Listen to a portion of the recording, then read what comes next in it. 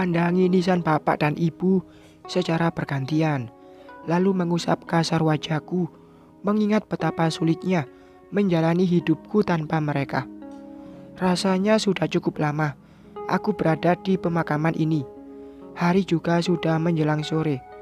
Awan mendung pun sudah mulai memperlihatkan dirinya. Mungkin sebentar lagi akan turun hujan. Kuputuskan untuk segera pulang. Kucium bergantian nisan kedua orang tuaku, lalu perlahan berdiri dan berjalan meninggalkan area pemakaman ini. Tak lama datang sebuah angkutan umum yang langsung ku berhentikan dan bergegas menaikinya. Sudah hampir 2 minggu berlalu sejak kedatangan Mas Rangga pagi itu ke rumahku. Sejak hari itu aku tak pernah bertemu dengannya lagi. Hanya Bu Soraya saja yang sesekali mengirimkan pesan, menanyakan kabarku. Berbeda dengan Mas Bima, berkali-kali ia mengirim pesan agar aku masih mau bersabar menunggunya, meluluhkan hati orang tuanya. Entahlah, dalam hati kecilku, aku tetap tak yakin ia mampu melakukannya. Karena berencana untuk melamar pekerjaan, aku memutuskan untuk mampir sebentar ke sebuah pusat perbelanjaan yang searah dengan rumahku, mencari pakaian yang pantas yang bisa kupakai untuk datang ke sana. Begitu keluar dari angkot, segera kulangkahkan kaki masuk ke dalam pusat perbelanjaan ini dan mulai mencari pakaian yang kubutuhkan. Sengaja kupilih pusat perbelanjaan ini karena masih bisa menawar harga. Setelah melirik beberapa tempat, aku pun memilih sebuah toko. Seorang pelayan datang menghampiri dan menanyakan keperluanku. Kutunjukkan sebuah setelan berwarna abu-abu di sana kepadanya. Tak lama pelayan itu membungkusnya. Setelah terlebih dahulu aku menawar harganya.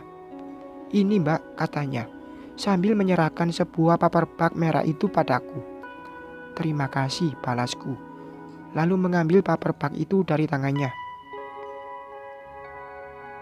Sudah hampir pukul 5:30 sore saat aku keluar dari pusat perbelanjaan ini.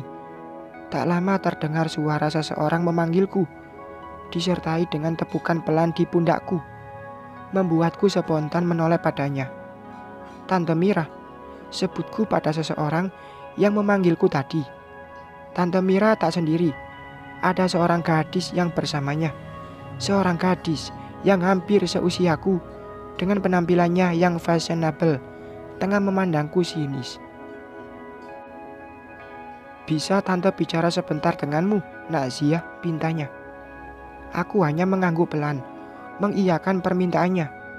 Kami duduk bertiga di sebuah restoran keluarga. Aku hanya mengangguk saja saat Tante Mira memesankan segelas jus untukku. "Untunglah kita bertemu di sini, Zia. Tadinya tante berniat untuk datang ke rumahmu." "Ke rumahku? Untuk apa tante?" tanyaku sambil mengernyitkan dahi. "Sebelumnya, kenalkan dulu, ini Vira, gadis yang pernah tante ceritakan padamu malam itu," ujarnya, lalu mengenalkan sosok gadis yang duduk di kursi sebelahnya padaku. "Apa kabar?" sapaku lebih dulu.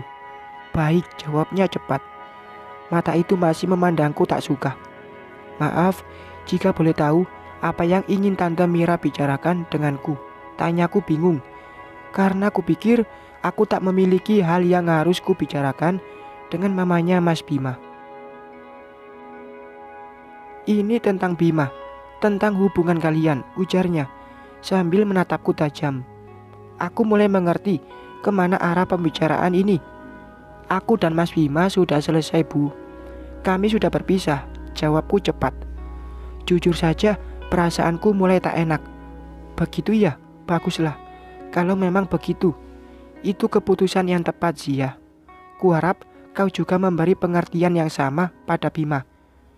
"Dia sudah tahu," potongku cepat.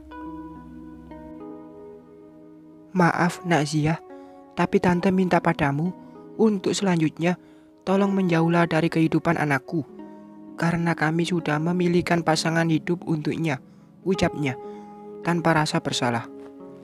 Maaf jika ini menyakitimu, tapi kami ingin Bima menikahi seorang gadis yang berkelas dan berpendidikan. Kau sendiri tahu nak, jika Bima adalah harapan kami satu-satunya. Lanjutnya menjelaskan. Aku hanya diam, sesekali mengangguk saat mendengarkan perkataan Tante Mira. Namun, hatiku saat ini sesak, menahan amarah. Maaf ya, Nak Zia. Sebenarnya sudah lama Bima akan kami jodohkan dengan Vira.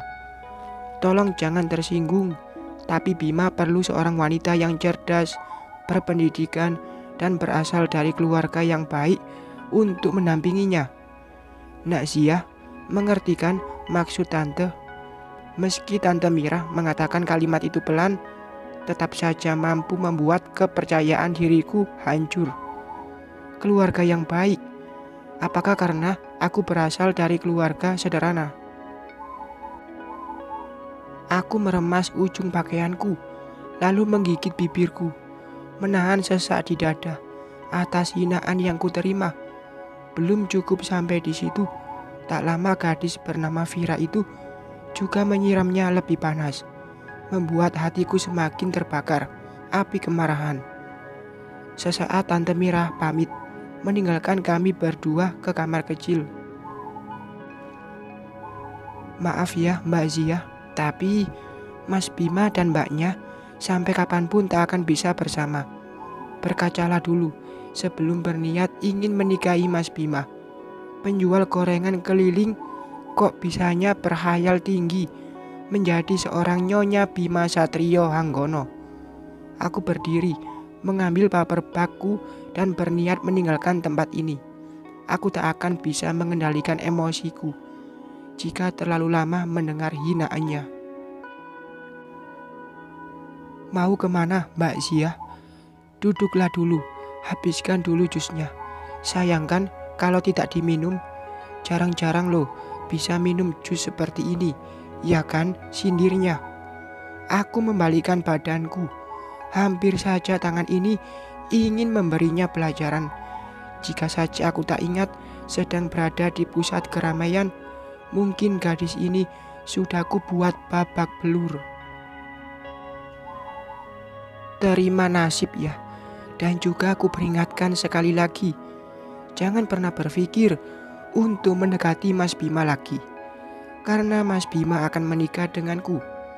Lagi pula aku tak habis pikir apa yang menarik darimu Mbak, hingga Mas Bima bisa jatuh cinta.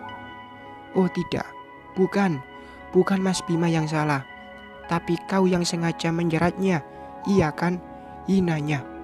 Aku tak perlu melakukan hal seperti itu. Lagi pula untuk apa aku harus bersusah payah membuat Mas Bima tertarik padaku, balasku.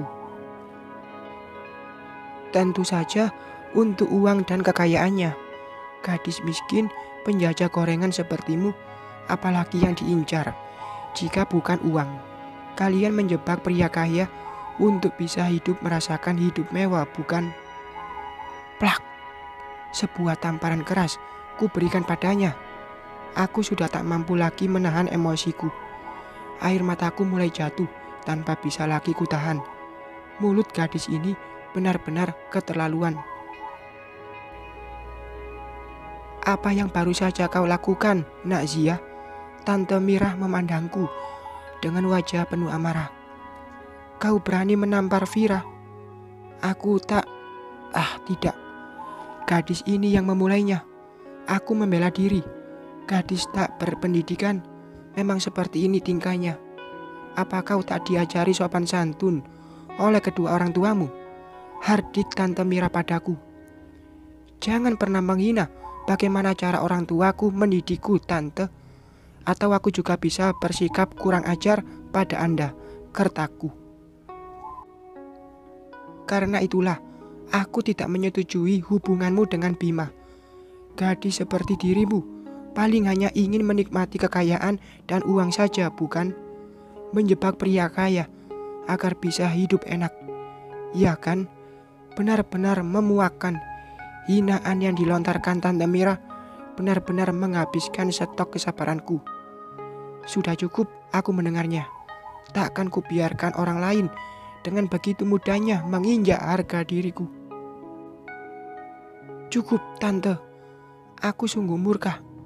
Sudah cukup kalian berdua menghinaku.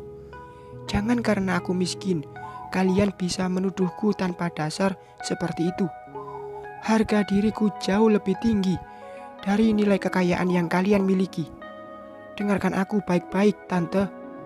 Aku Zivara Mutia Rahman tak akan pernah sudi menjadi menantu di keluarga Anda.